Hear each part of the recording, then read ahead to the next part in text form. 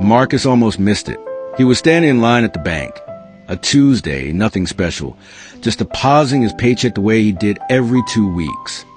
He noticed a man at the front of the line, older, calm, moving money, not depositing it, with the confidence of someone who understood every word being said to them. He walked out with no receipt anxiety, no ruse, just a man who had a relationship with money that Marcus could feel across a room, but could not name. He stepped up and deposited his check. Same as always, his father's voice in his head since age 12, a saved dollar is a safe dollar. My name is Marcus, and for years I did everything I was told. Saved every dollar, touched nothing, stayed safe. What nobody told me was that saving everything was quietly keeping me exactly where I started. Before we go any further, if you have ever saved money faithfully and still felt stuck, this video was built for you. Hit that subscribe button right now, because what I am about to show you is the exact thing that changed everything for me, and nobody taught me this in school. Every month, without fail, straight into the savings account. He did not touch it, did not invest it, just let it sit and grow slowly. It felt responsible. It felt right. Marcus and Nora, same company, same salary, same performance reviews, same starting point in every measurable way. Where Marcus tracked his savings balance for comfort, Nora tracked what her money was actively doing, not what it had accumulated, what it was doing. Marcus told her once, money is money. You either have it or you don't. He was completely sure he was right. Nora looked at him and said, that is exactly what I used to think. He did not ask what she meant. He should have. Something about those 7 words stayed with him longer than he wanted to admit, like a door had been pointed at that he had never noticed before. The bonus arrived on a Friday in March. $10,000 each. Same amount, same day, same email. 2 completely different reactions. Marcus put the full $10,000 straight into savings. No debate, no deliberación. Safe, untouched, growing at 2.1% annually, exactly as planned. Nora split hers 3 ways. 70% into an index position. 20% kept liquid for an opportunity she had been watching. 10% into an income-generating account she had researched for 3 months. Marcus told her, you could lose it. His voice carried the genuine concern of someone who believed saving was the only responsible path. Nora said, I could, or it could start doing something. She was not arguing. She was just telling the truth. And the difference between those 2 sentences was everything. 6 months later, Marcus's savings had earned $210 in interest. Nora's index position had returned $770. Same bonus. Same 6 months. Very different outcomes. Marcus did not know these numbers yet. He would not find out for 2 more years. But the gap was already opening, quietly, automatically, without either of them doing anything after the initial decision. Marcus felt good about his savings. The number was growing.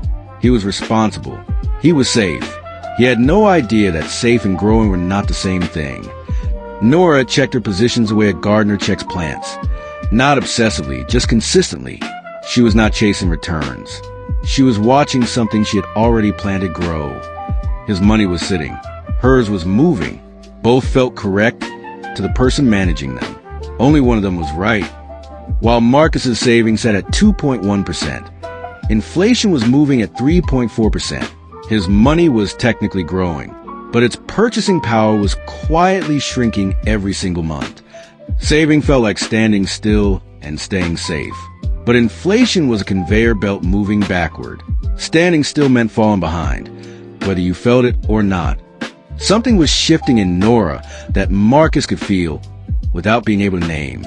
She had not changed her hours, had not gotten a promotion, but something about the way she carried herself was different. Late one evening, Marcus stared at his savings balance. The number was good. He should have felt settled. Instead, he felt something he could not explain. Like the number was right, but the direction was wrong. His savings jar was full, but a full jar with a sealed lid cannot grow into anything else. The money inside was safe, and that safety was the exact thing keeping it from becoming more. Nora's positions had grown enough to fund a fourth.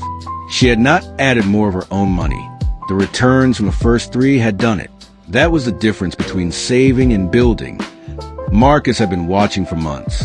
The quiet shift in Nora, the way she talked about money differently, the way her expression never carried financial stress the way it sometimes did. He had finally had enough of not asking. He finally asked out loud, "Nora, what are you actually doing with your money? Because something is different, and I need to understand it." Nora looked at him for a moment. Then she leaned forward, and Marcus realized she had been waiting for him to ask this question for a very long time. His savings jar was full. Nora's assets were growing. And for the first time, Marcus was asking the question he had never allowed himself to ask before. Was saving everything actually the mistake? 3 years later, Marcus was earning more than ever, but the finish line kept moving. No matter how fast he ran, it stayed ahead of him. Bigger apartment, better car, nicer restaurants. Each upgrade felt completely earned. What he did not see was that every upgrade made the treadmill faster. He was running faster than ever, working harder than ever, and ending up in exactly the same place. The treadmill had gotten faster. He had not noticed when Nora had not upgraded her lifestyle in 3 years.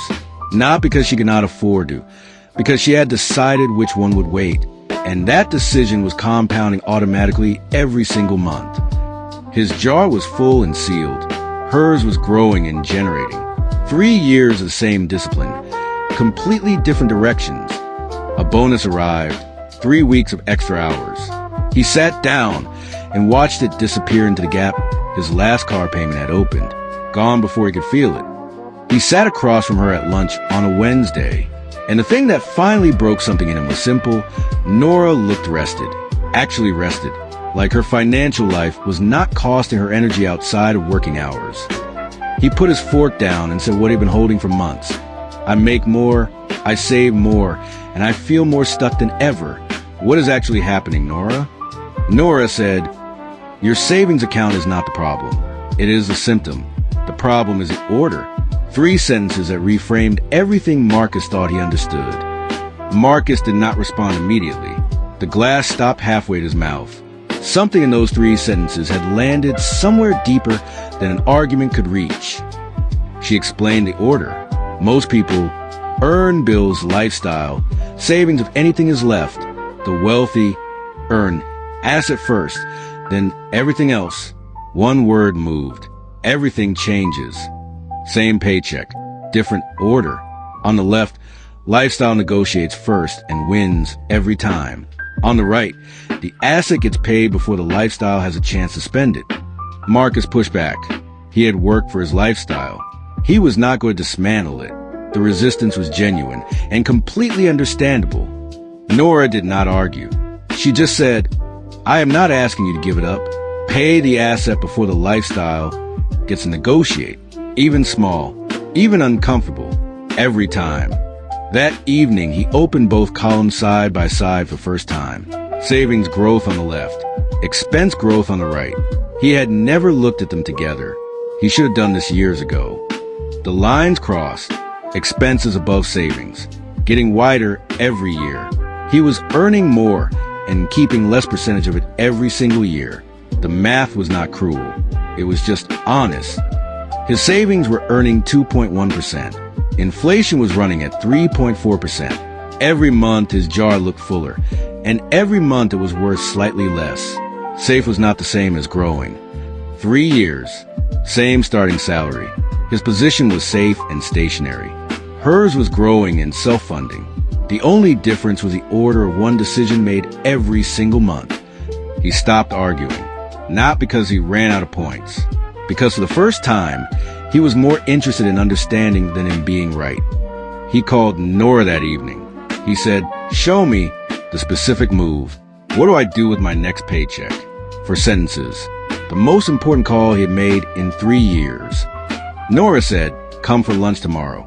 Bring your last 3 bank statements, and I will show you something so simple you're going to feel angry that nobody showed you before." He gathered the 3 statements the next morning, laid them flat on the desk, and looked at them honestly. Maybe for the first time, the numbers told a story he had been too busy to read. Income at the top, Then everything else took its cut. Rent, car, food, subscriptions, and at the very bottom, savings. Last, smallest, an afterthought. The order was right there in black and white. Nora picked up a pen and turned the receipt over to its blank side. And what she drew next, using nothing but that pen and that receipt, was a thing Marcus had needed for 3 years. Asset first, 20% non-negotiable. Bills second. Lifestyle gets whatever remains.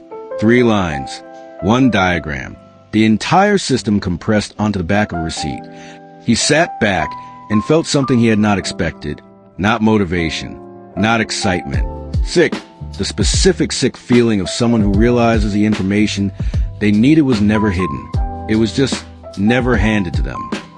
Then the sickness passed, and underneath it, something harder arrived. Not inspiration, just clarity. The specific clarity of someone who finally knows exactly what they did wrong and exactly what to do differently. Nora watched him pick it up. She did not say anything. She did not need to. Some moments explained themselves better in silence than any words could manage. He walked out of that lunch differently than he walked in, not fixed, not transformed overnight, but holding something real and knowing for the first time exactly what the next move was. He had the receipt. He had the order. He had the decision. Section 3 is 5 years forward, and what those 5 years of one change decision actually produced. Stay with me. 5 years later. Same company, same city, same building, everything the same, except the gap between them that was now impossible to ignore. Marcus had saved faithfully for 5 years. The number in his account was real. The discipline was real. But the number had not changed in 3 months, and safe was not the same as moving. His savings account was a storage unit. It held what he put in. It protected against loss. But protection and growth are not the same thing, and Marcus was beginning to feel the difference. Nora's total picture had grown in ways that made Marcus's savings comparison irrelevant. A property, index funds compounding for 5 years, a side income that now covered a meaningful portion of her monthly expenses. Marcus had more saved than Nora. That number was real, but Nora's total picture was larger by a margin that made the savings comparison completely irrelevant. He had walked faithfully for 5 years. Every milestone passed, every month consistent, and he had arrived at year 5 on perfectly flat ground, safe, stationary, and confused. Nora walked the same pace, applied the same discipline, but the ground beneath her moved, and 5 years of ground moving, even gently, produces an elevation that effort alone cannot replicate. They sat down together on a Wednesday afternoon, no agenda. Just 2 people in 2 coffee cups and a conversation that had been 5 years in the making. I have been consistent in a way most people are not. But something is different between where we are. Tell me what you understand that I do not. Plainly, without making me feel like I missed something obvious. Saving protects you from losing. Building moves you toward gaining. 2 different things. Similar effort. Completely different outcomes. Your savings account holds what you put in. That protection has real value. But protection is not production. And a life built only on storage opts out every system that turns money into more money over time. But what if it loses? Saving is certain. Building is a risk. Marcus pushed back. His entire identity had been organized around the certainty of saving. The challenge felt threatening. Saving has a risk too. Inflation runs every year. Your savings account almost never keeps pace. The loss is invisible. It does not show up as a number going down, but it functions exactly like a number going down. The certain option has an uncertain outcome. Marcus had never framed it that way. He had always assumed risk belonged to building and safety belonged to saving. That assumption had just collapsed. 5 years of saving, a number protected, still. 5 years of building. Equity grown, funds compounded, income generated. 2 completely different relationships with what money was for. Marcus did not feel angry. He felt the specific grief of someone who had been disciplined in the wrong direction, who had spent 5 years protecting money that should have been working. Saving was the floor, not the building. Marcus had been so focused on protecting the floor that he had never started on the walls. The floor was necessary. The walls were what he'd been missing. Save enough for a floor, then make every dollar above the floor work, not sit. Working dollars compound. Sitting dollars do not. And the gap between those two outcomes, given enough time, is the gap you've been feeling. He finally had the name for it. The gap he had been feeling for 5 years without being able to explain. Saving versus building. Two different things. And he had been doing only one. And Marcus asked the only question that mattered now. Where do I start? 5 years of resistance, resolved in 4 words. The right question finally replacing the wrong certainty. Build the floor. Automate small investments. Let time do what working cannot. 3 steps. Nothing complicated. The simplicity of the answer made 5 years of confusion feel unnecessary. Inflation runs whether you choose to engage with it or not. The only counter to inflation is compounding. And compounding requires that money move, not sit. This time, Marcus did not hesitate at the fork. He stepped onto the right path, not with drama, with the quiet certainty of someone who finally understood what they were choosing and exactly why. They were both on the upward slope now. Nora further along. The 5 years were real, but both moving, both compounding, both building. For the first time, the same direction. Saving was not wrong. It was necessary. The floor was real and required. But the floor was never meant to be the whole building. And Marcus was finally ready to start on the walls. Marcus picked up the pen. 2 columns. Floor, protected and still. Working, automated and compounding.